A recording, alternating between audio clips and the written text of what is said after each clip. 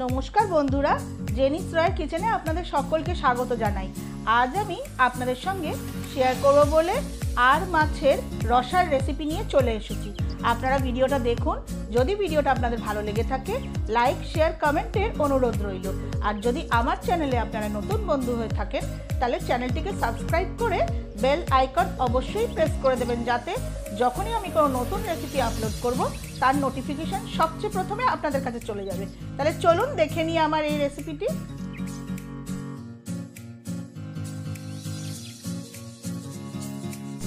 আর মাছের রসা বানানোর জন্য আমি নিয়েছি 4 পিস আর মাছ। মাছগুলোকে পরিষ্কার করে ধুয়ে নুন হলুদ লঙ্কার গুঁড়ো আর একটু কাঁচা সরষের তেল আমি আগেই মাখিয়ে রেখেছি। প্রথমেই আমি একটা ভাজা মশলা তৈরি করে নেব।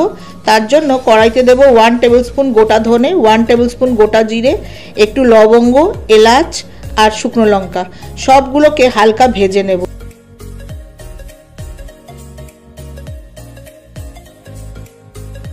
সব গোটা মশলা ড্রাই রোস্ট করে নেওয়া হয়ে গেছে।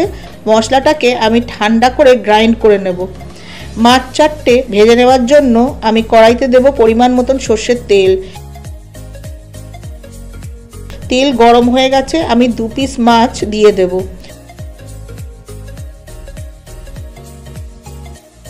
মাছ দুটোর এক পাশ ভাজা হয়ে গেছে, উল্টে দেব। উল্টে পাল্টে মাছের দুপাশই ভাজা হয়ে গেছে, তুলে নেব। সব মাছগুলোকে একইভাবে আমার ভেজে তুলে নেওয়া হয়ে গেছে। ওই মাছ ভাজা তেলের মধ্যেই আমি দিয়ে দেব লম্বা করে কেটে নেওয়া আলু।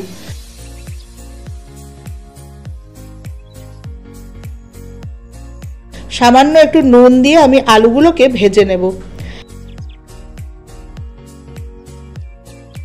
আলুগুলো লাল করে ভেজে নেওয়া হয়ে গেছে, তুলে নেব।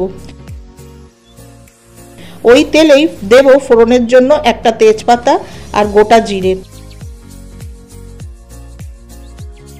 ফোড়ন ভেজে সুন্দর গন্ধ বেরিয়ে গেছে, আমি দিয়ে দেব একটা ছোট সাইজের পেঁয়াজ বাটা। পেঁয়াজ ভালো মতন ভেজে নেব।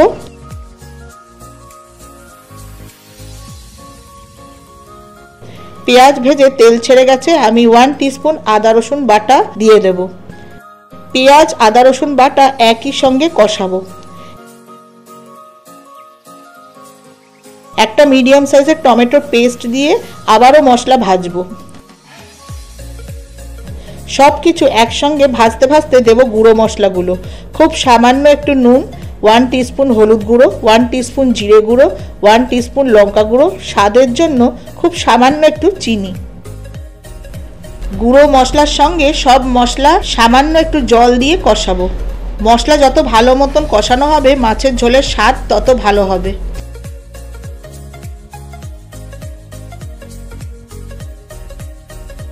মশলা কষে তেল ছেড়ে গেছে, এই পর্যায়ে দিয়ে দেব ভেজে রাখা আলু।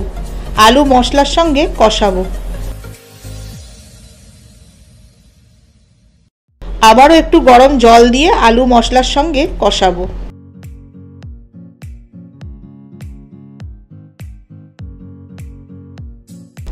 যে ভাজা মশলাটা আমি তৈরি করেছিলাম তার মধ্যে থেকে 1 টেবিলস্পুন ভাজা মশলা আমি দিয়ে দেব। ভাজা মশলার সঙ্গে আলু কষাবো। মশলা কষে তেল ছেড়ে গেছে, আমি ঝোলের জন্য দেব গরম জল।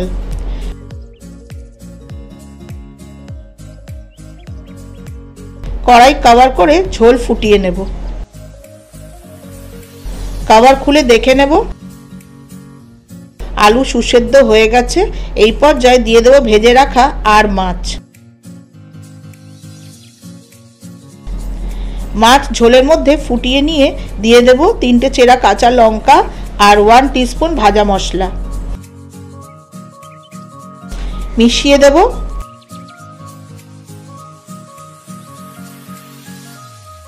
আর মাছের রসা একদম রেডি। আমি গ্যাস ওভেন বন্ধ করে কড়াই কভার করে কিছুক্ষণ স্ট্যান্ডিং টাইমে রেখে আর মাছের রসা প্লেট করব।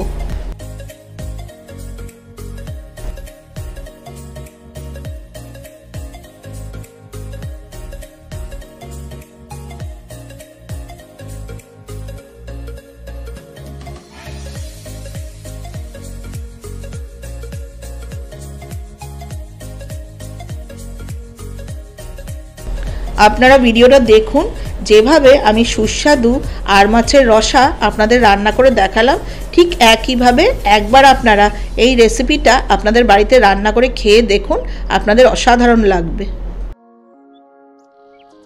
এই রকম নানা ধরনের রেসিপির জন্য আপনারা আমার চ্যানেলের সঙ্গে যুক্ত থাকুন আর আগের ভিডিওটি দেখার জন্য ডান দিকে থাম্বনেইলে ক্লিক করুন।